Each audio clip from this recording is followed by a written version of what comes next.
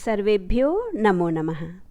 बच्चों, जैसा कि आप सभी जानते होंगे कि जीवन में वही व्यक्ति सफल होता है जो अपने कर्तव्य के प्रति दृढ़ संकल्पित होता है। ऐसे व्यक्ति को कोई भी बाधा अपने लक्ष्य की ओर बढ़ने से नहीं रोक सकती। बच्चों, आज का जो पाठ है वह इसी भाव पर आधारित है, जो आपकी पाठ्य पुस्तक शाश्वती भाग 2 का 9वां पाठ है।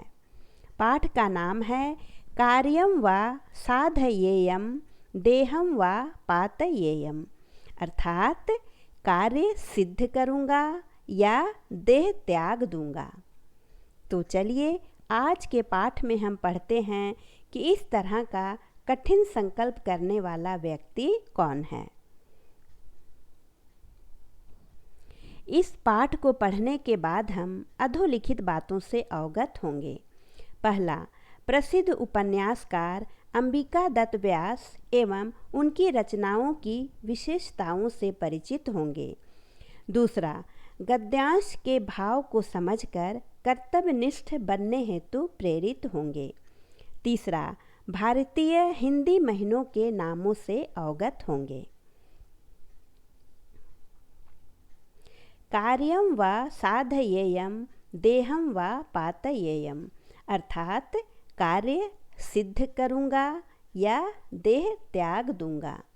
प्रस्तुत पाठ अंबिका दत्त व्यास द्वारा रचित शिवराज विजय नामक ऐतिहासिक उपन्यास के प्रथम विराम के चतुर्थ निःश्वास से संकलित है। इसके रचयिता अंबिका दत्त व्यास बहुमुखी प्रतिभा के धनी थे।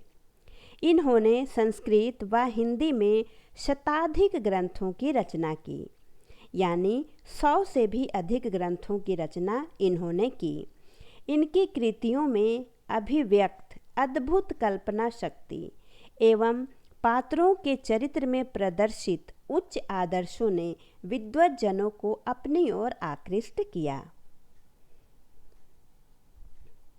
प्रस्तुत पाठ में यह दर्शाया गया है कि जो वीर, विश्वासपात्र, कर्मठ व दृढ़ संकल्प वाले होते हैं, उन्हें मानवीय एवं प्राकृतिक किसी भी प्रकार की बाधाएं अपने संकल्पित लक्ष्य को प्राप्त करने से नहीं रोक सकती। संकल्पित कार्य को पूरा करने में चाहे उनके प्राण भी क्यों ना चले जाएं। शिवाजी का विश्वास पात्र एवं कर्मठ दूत अपने निर्दिष्ट कार्यों को पूरा करने के लिए सिंह दुर्ग से पत्र लेकर तोरण दुर्ग जाता है। रास्ते में अनेक प्रकार की भीषण प्राकृतिक बाधाओं के बाद भी वह तनिक भी विचलित नहीं होता है तथा अपने संकल्पित लक्ष्य की ओर बढ़ता ही जाता है। वह कहता है, कार्यं वा साधयेयं देहं वा पातयेयं, अर्थात कार्य सिद्ध करूँगा या देह त्याग कर दूँगा। यही भाव प्रस्तुत गद्यांश में वर्णित है। तो चलिए अब गद्यांश को पढ़ते हैं विस्तार से।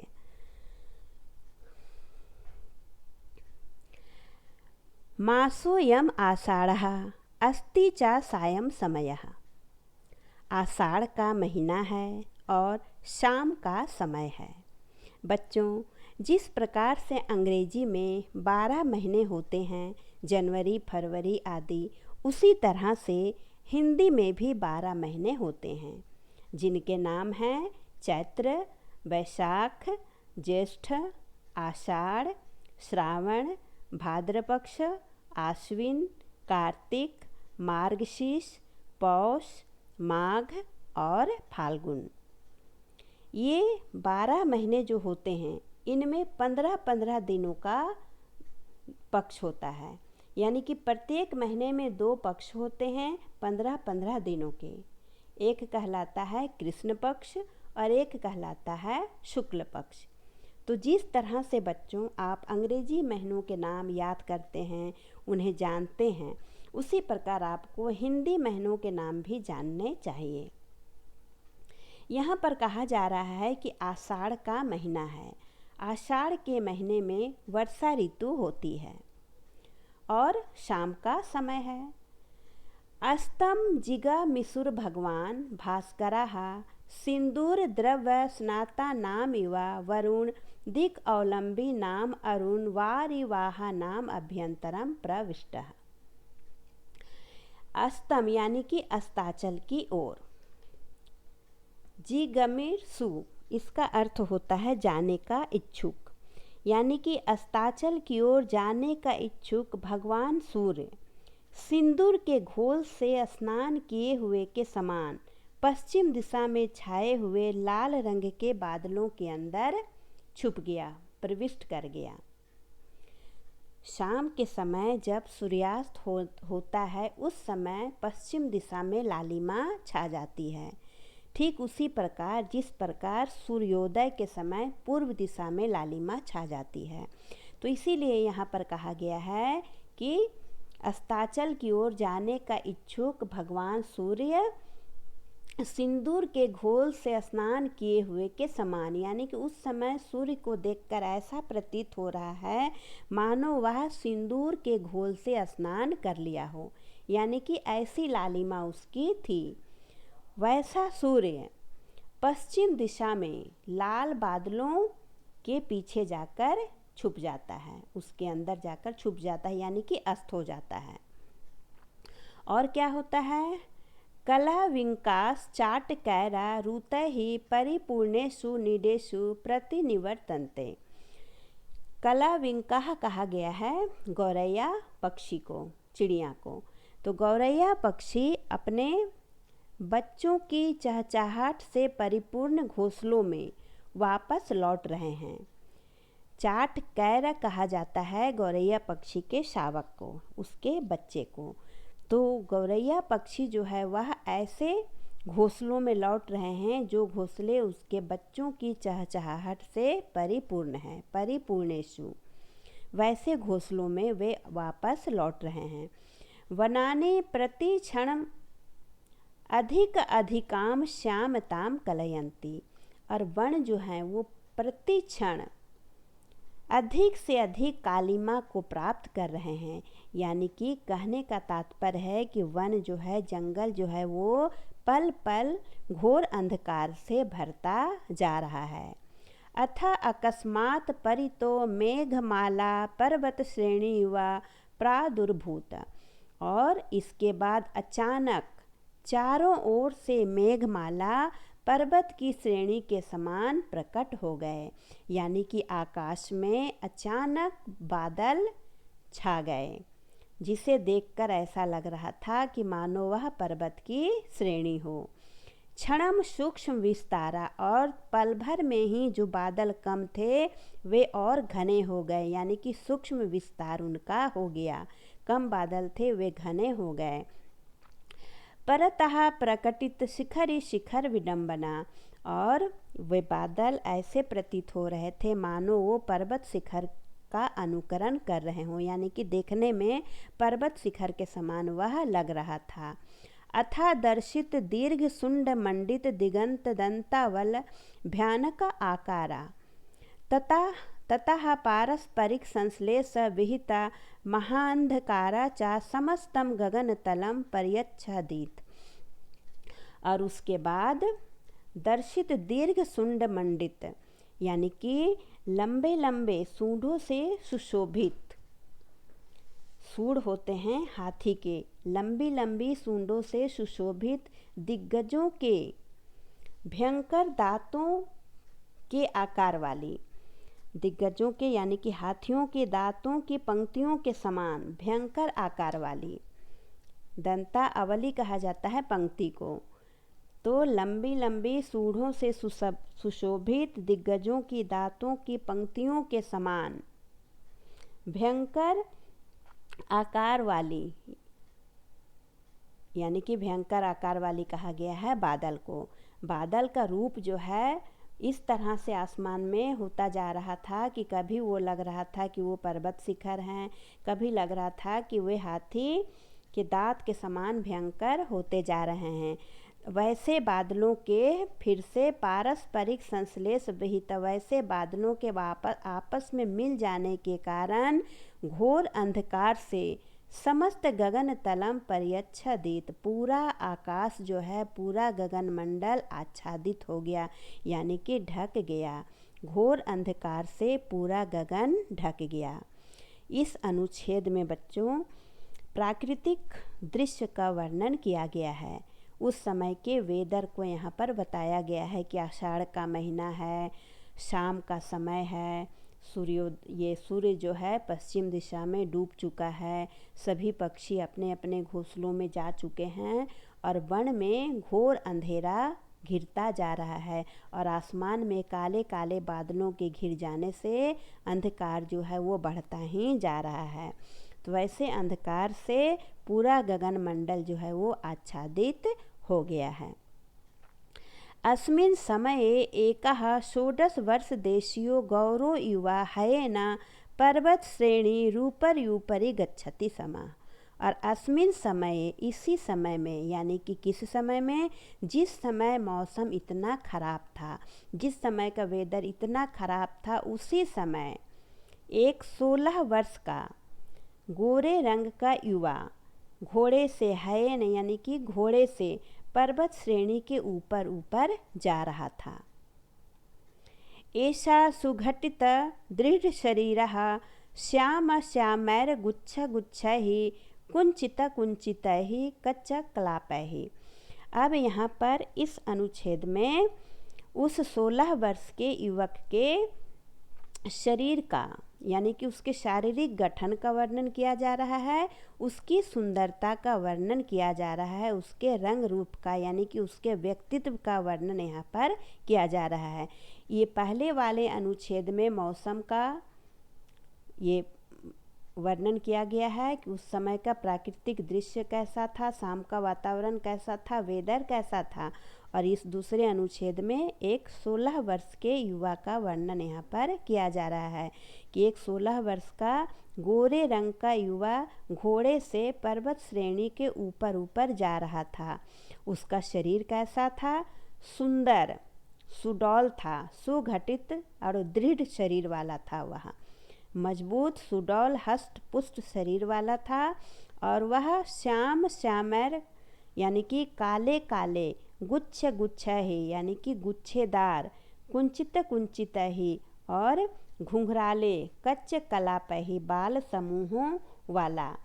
काले काले, गुच्छेदार, घुंघराले बाल समूहों से कमनीय कपोल पालिही, बाल समूहों से सुंदर गालों वाला, यानी कि उसका बाल जो था काले काले बाल थे, गुच्छेदार और घुंघराले बाल थे, वैसे बालों से सुशोभित सुंदर गालों वाला ऐसा वह 16 वर्ष का युवक था जो दूर आगमन आयास वसेन सूक्ष्म मौक्तिक पटलेन स्वेद बिंदु व्रजेन समाच्छादित ललाट कपोल नासाग्र उत्तरोष्ठ।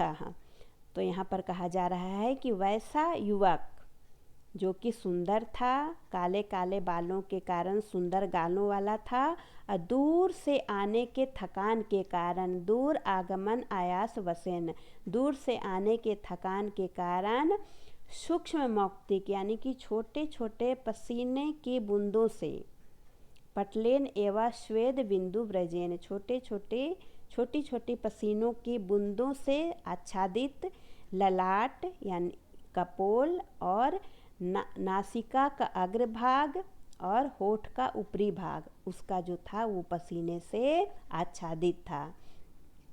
प्रसन्न बदनाम भोज और प्रसन्न कमल मुख के समान, उसका कमल मुख जो था वो प्रसन्न चित्त दिखाई पड़ रहा था।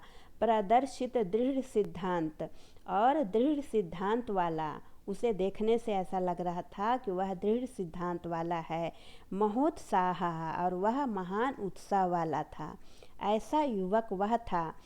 राजत सूत्र शिल्पकृत बहुल चाक चक्य वक्र हरितोष्णीश शोभितः।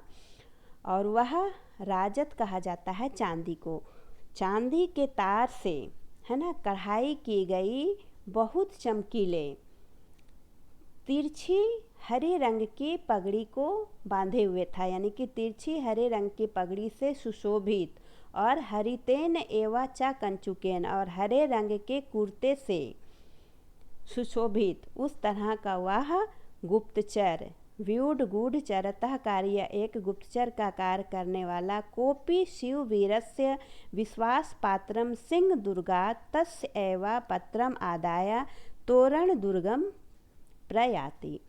कोई शिववीर का विश्वास पात्र सिंह दुर्ग से तस्य एवा उसी का पत्र लेकर, पत्रम आदाया उसी का पत्र लेकर तोरण दुर्ग की ओर जाता है।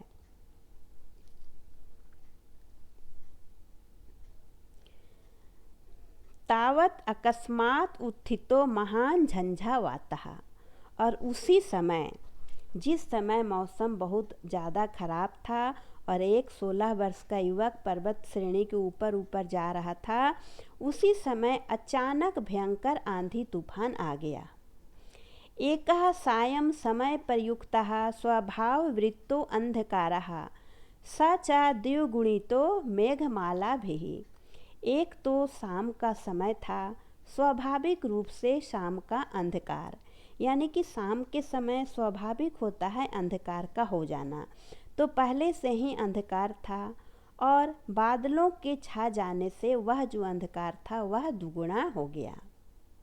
झंझावातोद्धूतै रेणुभिः शीर्णपत्रैः कुसुमपरागैः शुष्कपुष्पैश्च पुनः रेशदैगुण्यं प्राप्तः।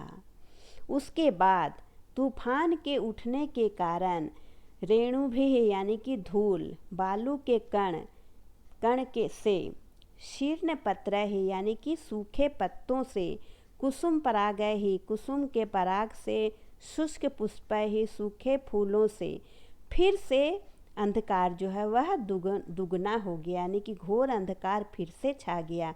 एक तो शाम का अंधेरा था, दूसरा मेघ के छा जाने से और अंधेरा हो गया, और तीसरा तूफान के कारण धूल, सूखे पत्ते, पुष्पों के पराग, सूखे फूल आदि के उड़ने से वातावरण में और भी अधिक अंधेरा छा गया। यह पर्वता श्रेणीतः पर्वत श्रेणी, वनात् वनानि, शिखरात् शिखराणि, प्रपातात् प्रपातान्, अधित्यकातोत् अधित्यकाः, उपत्यकात् उपत्यकाः, न कोऽपि सरलो मार्गः, नानुद्भेदिनी भूमिः, पंथाः अपि च न अवलोक्यते। यहाँ पर कहा जा रहा है कि उस समय घोर अंधेरा हो गया था और वह जो युवक था 16 वर्ष का, वह आगे बढ़ता ही जा रहा था। उसे पर्वत श्रेणी के बाद पर्वत श्रेणी, वन के बाद वन, शिखर के बाद शिखर, झरने के बाद झरने, और पर्वत की ऊंची भूमि के बाद फिर से ऊंची भूमि, और पर्वत की नीची भूमि के बाद फिर से नीची भूमि, यही सब रास्ते में उसे मिल रहे थे। ना कोपी सरलो मार्गः, कोई भी सरल मार्ग नहीं था, न अनुद्भेदिनी भूमि, और ना ही कोई समतल भूमि दिखाई पड़ रही थी। पंथाः अपि च न अवलोक्यते, और रास्ते भी ठीक से दिखाई नहीं पड़ रहे थे। इस तरह का मौसम उस समय था। क्षणे क्षणे हयस्य खुराश्चिक्य कण पाषाण खंडेषु परस्खलन्ति, और पल पल घोड़े के खुर, हयस यानी कि घोड़े का खुर जो है वे चिकने चट्टानों पर बार बार फिसल रहा था। पदे पदे दोधूयमानाः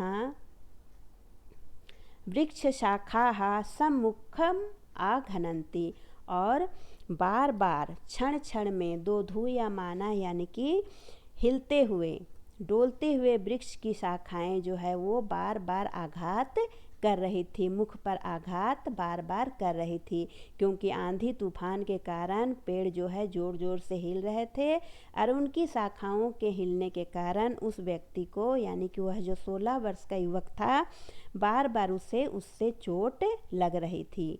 परम दृढ़ संकल्पो अयम साधी न स्वाकार्याद विरमति, लेकिन फिर भी दृढ़ संकल्प वाला वह साधी यानी कि वह अश्वारोही अपने कार्य से विरमित नहीं होता है, जरा भी विचलित नहीं होता है।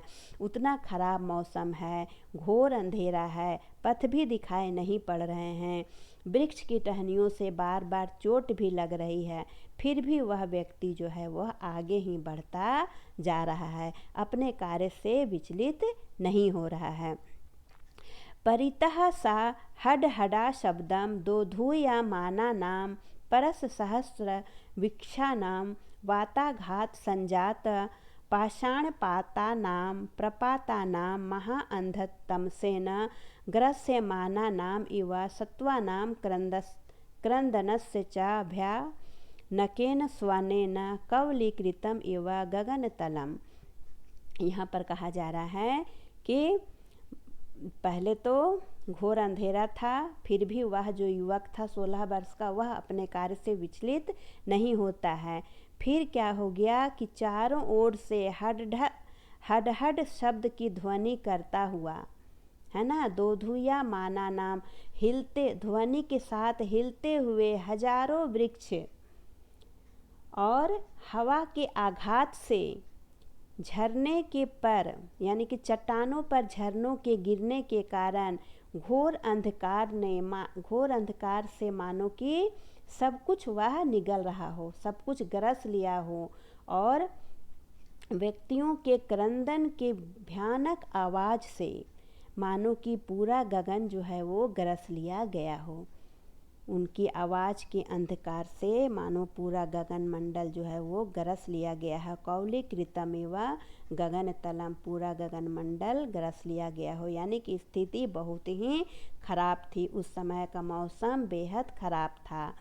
परम देहम व पातयेयम कार्यम व साधयेयम, परंतु या तो कार्य सिद्ध करूँगा या शरीर का त्याग कर दूँगा। इति कृत प्रतिज्ञो असौ शिववीर चरो निज कार्या ना विरमति। इस तरह की प्रतिज्ञा करने वाला वह शिववीर चर यानी कि शिववीर का गुप्तचर जो था वह अपने कार्य से विरमित नहीं होता है। चाहे लाख बाधाएं आ रही थी, लाख मौसम खराब था, पथ भी नहीं दिखाई पड़ रहा था, फिर भी वह आगे बढ़े ही जा रहा था, क्योंकि उसे लक्ष्य को प्राप्त करना था। जो कार्य दिया गया था उस कार्य को पूरा करना था। अपने कर्तव्य के प्रति वह दृढ़ संकल्पित था। तो बच्चों, यहाँ पर पाठ पूरा होता है। आशा है आपको यह समझ में आया होगा। इस पाठ से बच्चों हमें यही शिक्षा मिलती है कि हमें कोई भी कार्य अगर करना हो तो उसके प्रति पूर्ण रूप से संकल्पित होना चाहिए। बीच में अगर कोई बाधाएं आती हैं तो बाधाओं से डरकर, घबराकर हमें पीछे कभी भी नहीं हटना चाहिए। इस तरह से अगर हम दृढ़ संकल्पित होकर कोई भी कार्य करेंगे तो लक्ष्य को प्राप्त करने से हमें कोई भी नहीं रोक सकेगा। तो आशा है बच्चों आपको यह पाठ अच्छा लगा होगा। अब आप इसका अभ्यास करें। अगले वीडियो में हम लोग इसके प्रश्न उत्तर को करेंगे। धन्यवाद।